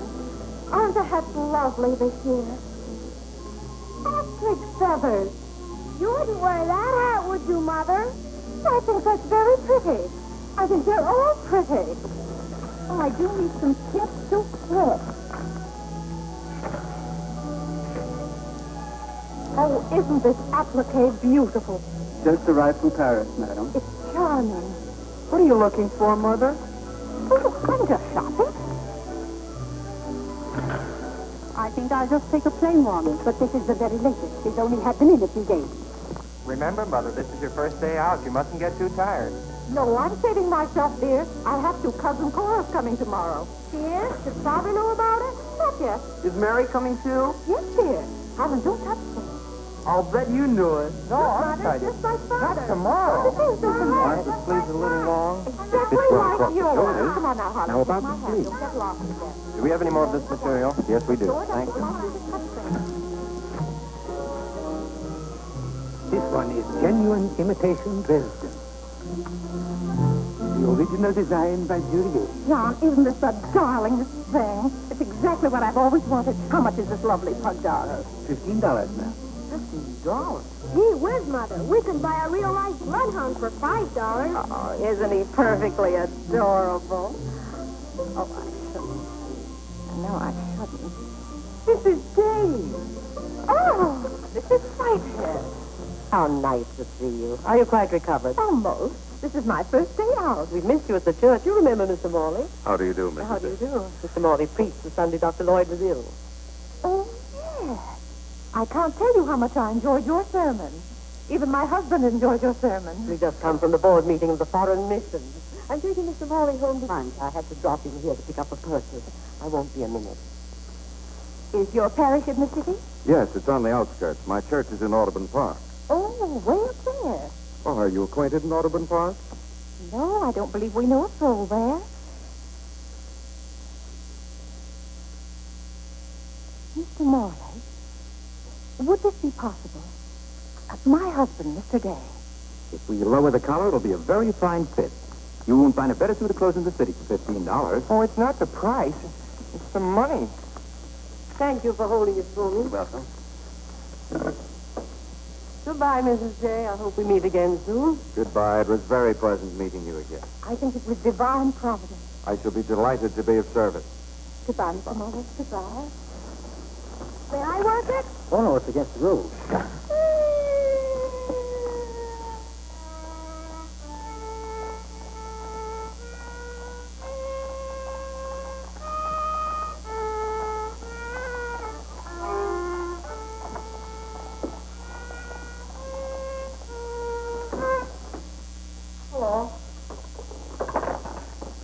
What did you bring home more medicine for? Dr. Bartlett paid us off, didn't he? Oh, yes. Oh, Jiminy, you scared me. I've got to take $15 right down to McCreary's. I bought a suit there this morning, and I said I'd have the money this afternoon. Gee, that's too bad. What's too bad? Well, you see, Clarence? What? Dr. Bartlett paid us off in medicine. Oh, God! Well, he thanked us, too, for our services to mankind. But my suit, I've got to have it tomorrow. And besides, they're making the alterations. I've got to have $15. Maybe you could offer them 15 bottles of medicine. Oh, they wouldn't take it. McCreary's don't sell medicine. Father. Biddy, I'm home. Good afternoon, sir. How's your mother, Clarence? Oh, the ride this morning did her a lot of good. She'll be well enough to go to church with us next Sunday. Ah, fine.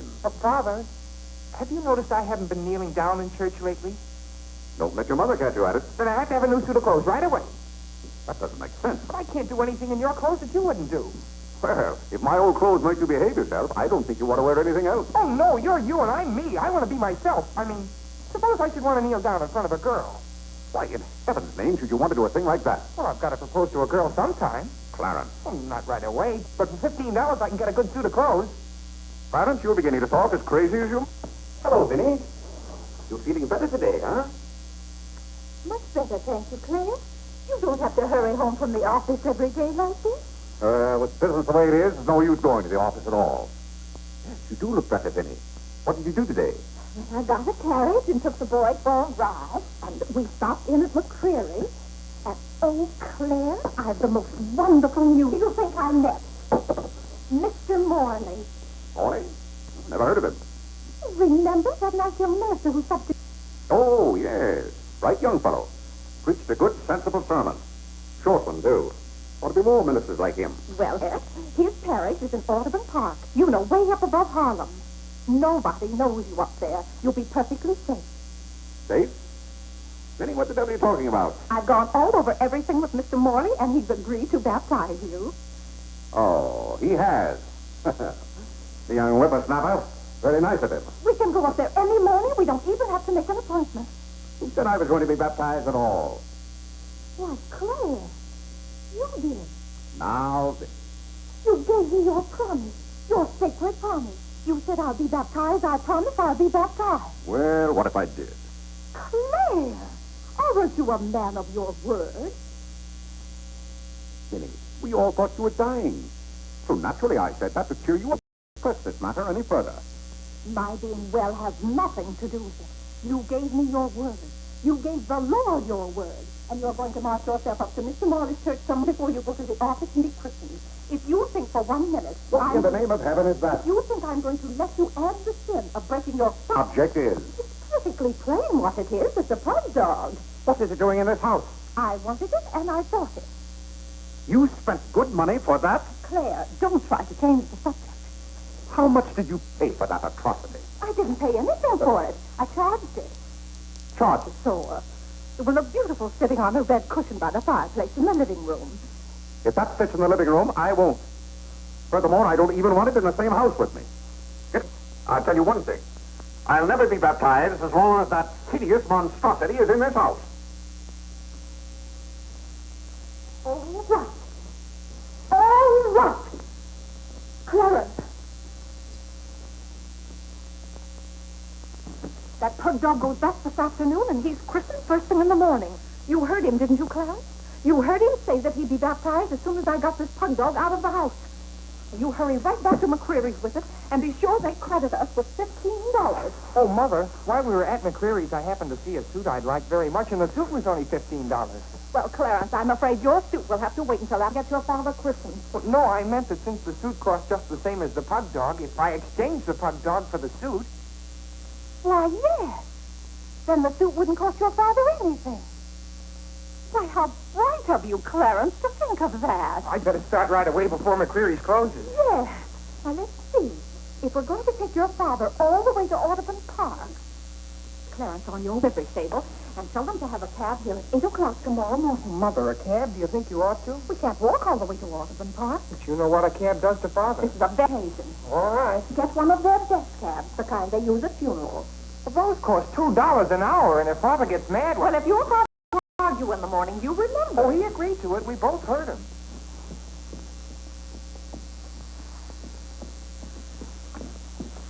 I hope you know this, Clarence. Well, that's a sign you're getting your faculties back.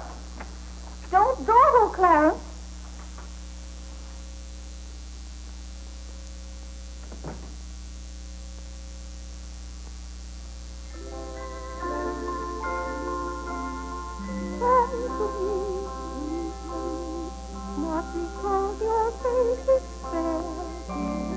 Vinny, it's good to hear you singing again. But your smile so pure and sweet makes my happiness complete. Makes me fall to love your feet, sweet Marie. Oh, on the way uptown, I stopped in at Tiffany's and bought you a little something. Thought you might like it. What a beautiful ring. I'm glad if it pleases you. Oh, Claire, how sweet of you. I don't know how to thank you. And it's thanks enough for me just to have you up and around again. You know, when you're ill, Vinny, this house is like a tomb. There's no excitement. That's the loveliest ring you ever bought me. Now that I have this, you needn't buy me any more rings. Well, if you don't want any more. What I'd really like now is a nice diamond necklace. Vinny, do you know how much a diamond necklace costs? Yes, I know, Claire, but don't you see, you're giving me this shows I mean a little something to you. Now a diamond necklace. Good heaven. If you don't know by this time how I feel about you. Well, we've been married for 20 years, and I've loved you every minute of it. What did you say, Claire? I said we've been married for 20 years, and I've loved you every minute of it. But if I have to buy out jewelry stores to prove it, if I haven't shown it to you in my words and actions, I might as well. Well, what have I done now? It's all right, Claire. I'm just so happy. Happy? You said you loved me. This beautiful ring said something else I didn't expect. Oh, Claire, I love surprises. Well, that's another thing I've never understood about you, Vinny. Now, I like to know what to expect. Then I'm prepared to meet it. Yes, I know, Claire, but life would be pretty dull if we always knew what was coming. Well, it's certainly not dull around here. In this house, you never know what's going to hit you tomorrow.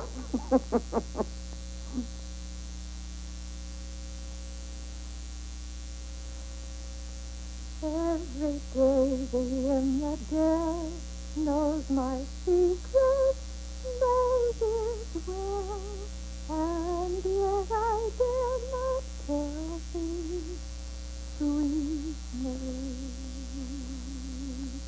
sweet Marie, come to me, not because your face is fair, love to see. Love to see.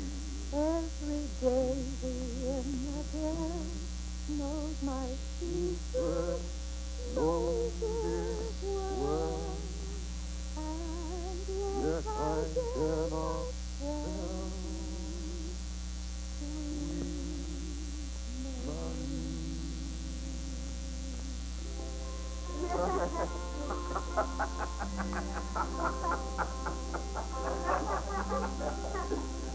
Well, then, Harlan. Liberty? Who are you? What's your name? Margaret, sir. Can't be Margaret. We've got one Margaret in the house. At home they call me Maggie, sir. All right, Maggie. If her name's Margaret, that's a good sign. Maybe she'll stay a while. Do you know, boys, your mother used to be just the same about cooks as she is about maids. Never could keep them, for some reason. Well, one day about 14 years ago. Yes, it was right after you were born, John. My, you were a homely baby. Good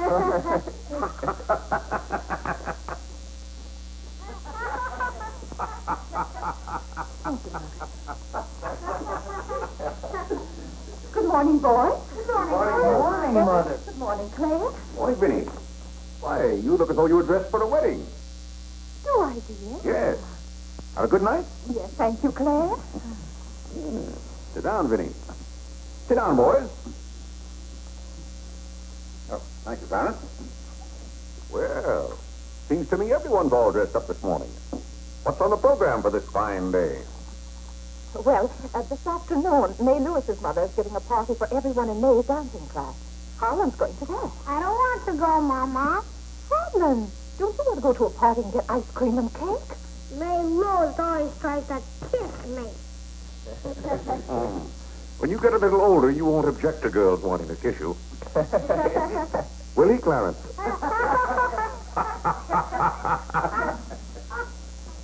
This is for you, Mr. Day. Where should I put it? Oh, that's for me, I think. Take it upstairs, Maggie. Wait a minute, Maggie. Bring it here. Let's see it. See, it's for me, Father, Clarence Day Jr. Let me look. Well, that's from McCreary's. And it's marked charge. What is it? Claire, it's all right. It's nothing for you to worry about. Well, at least I think I should know what's being charged to me. What is it? Claire, stop your fussing. It's a new suit of clothes for Clarence, and it isn't costing you a penny. It's marked charge $15. It's costing me $15. And I told Clarence... Claire, can't you take my word? It isn't costing you a penny. I'd like to have you explain why it isn't. Because Clarence took the pug dog back and got the suit instead. Of course. And they'll charge me $15 for the suit. Nonsense, Claire. We gave them the pug dog for the suit, don't you see? Then they'll charge me $15 for the pug dog. But, Claire, they can't. We haven't got the pug dog. We sent that back. Well... But... Well, now, wait a minute, Vinny. The suit... Well, there's something wrong with your reasoning. But, Claire, I'm surprised at you when you're supposed to be so good at figures. That's perfectly clear to me. Vinny, they're going to charge me for one thing or the other. Don't you let them.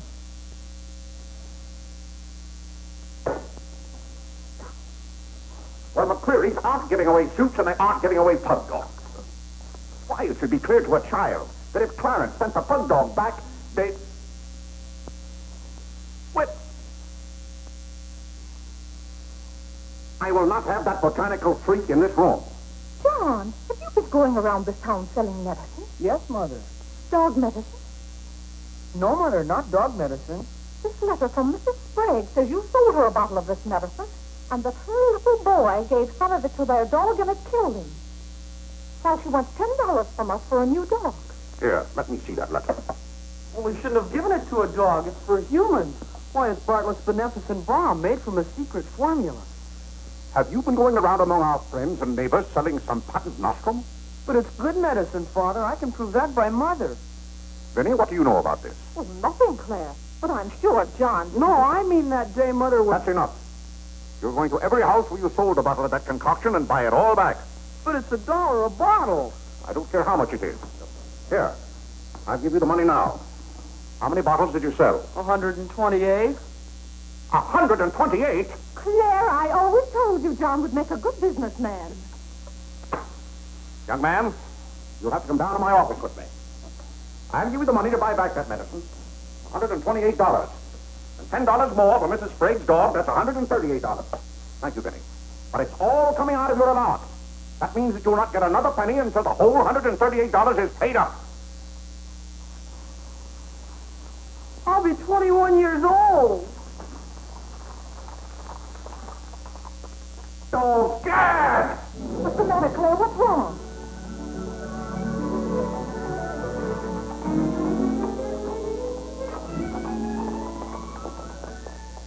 Those gypsies are back. Don't anyone answer the door. They're moving in on us again, bag and baggage.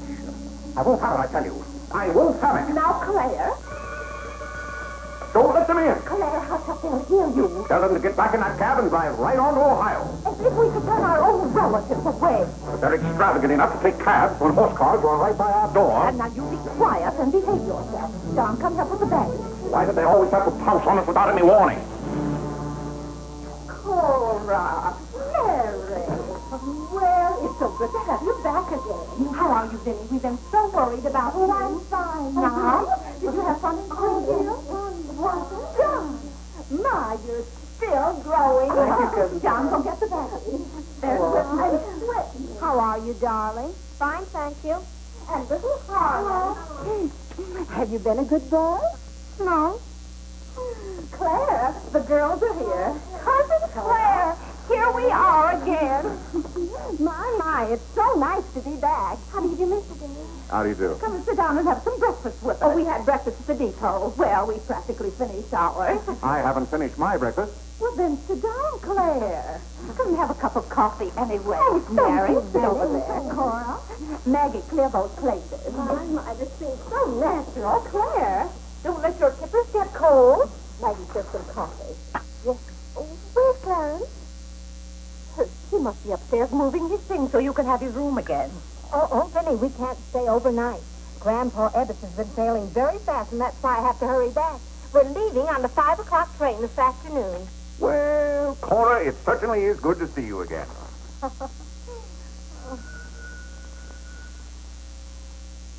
Well, who can that be? Well, this time it can't be another special delivery letter for Clarence. While you were in Springfield, our postman was kept pretty busy. It's the cab, ma'am. Cab? What cab?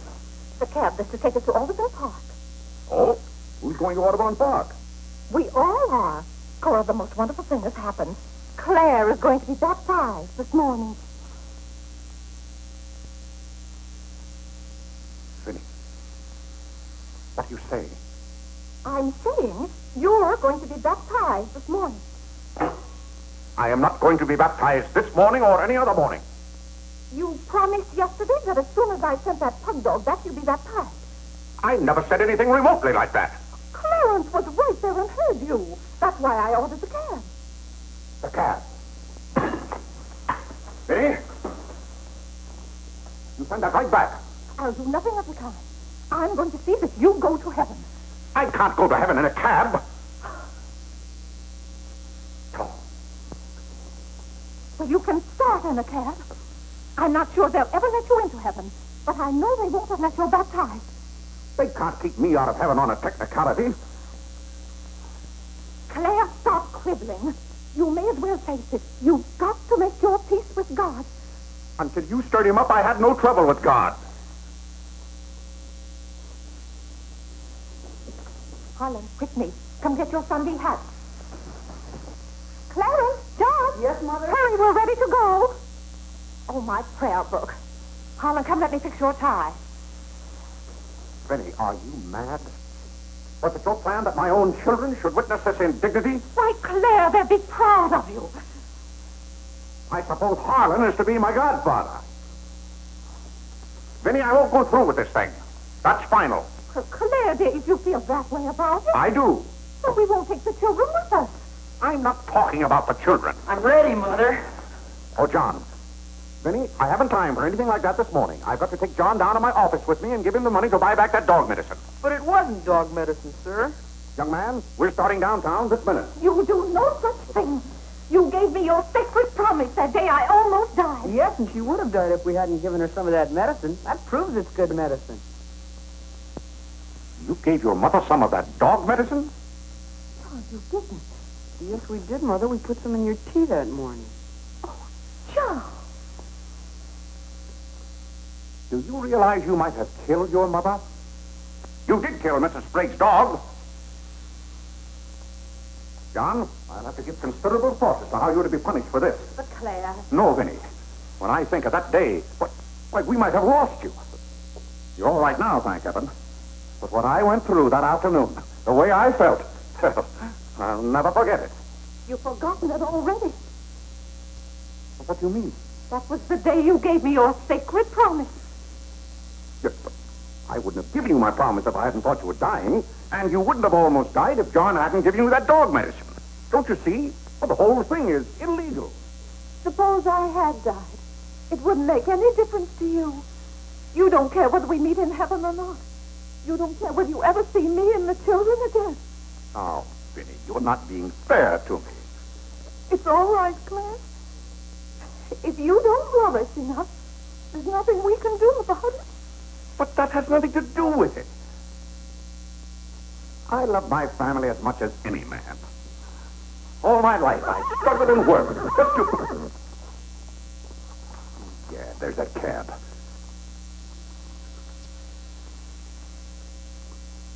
Vinny, you're not well enough to go all the way to Audubon. Oh, I'm well enough if we ride. But that trip would take all morning. And those cabs cost $1 an hour. This is one of their best cabs. This costs $2 an hour.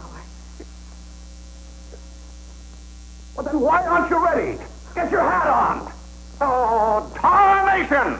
Hallelujah! Amen! Young lady, if it hadn't been for you, no one would have known whether I was baptized or not.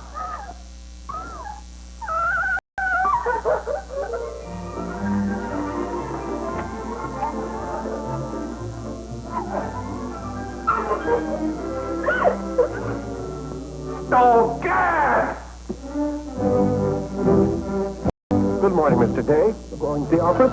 No. I'm going to be baptized.